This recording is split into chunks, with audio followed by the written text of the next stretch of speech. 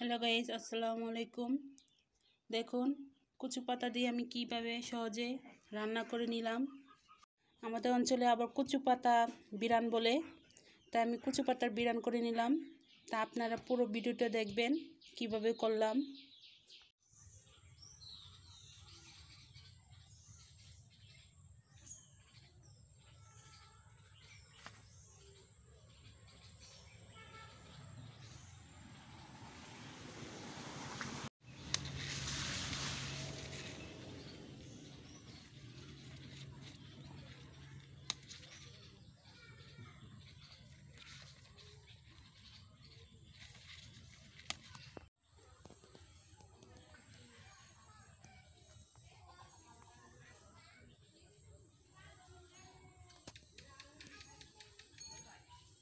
এতে কিন্তু অনেক মজা হয় এভাবে খেলে। কচু পাতা অনেকে ভর্তা বানিয়ে খায়, শাক খায়, তো আমি আজকে বিরান করে নিলাম।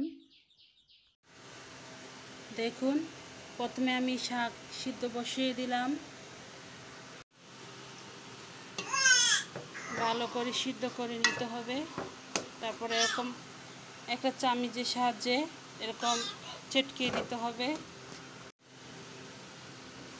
দেখুন সেম ভর্তার মতো পাতাগুলো চটকিয়ে করে নিলাম। এখন নামিয়ে নেব।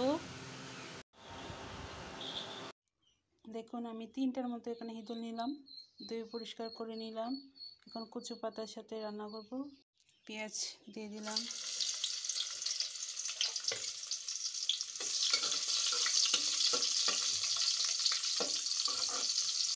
এক চামচ রসুন বাটা, 1 চামচ আদা বাটা দিয়ে দিলাম, 1 চামচ রসুন, 2 চামচ মরিচের গুঁড়ো,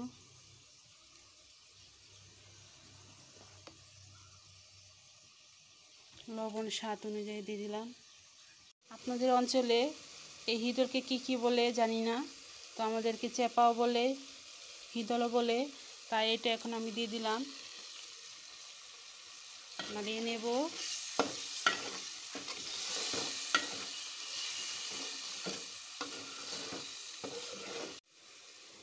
এখন কচু পাতাগুলো দিয়ে দেব।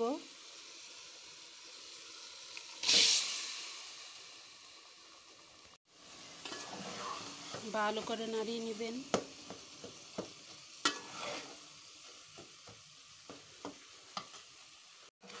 এখন এগুলোকে আমি ভালো করে নাড়িয়ে নেব।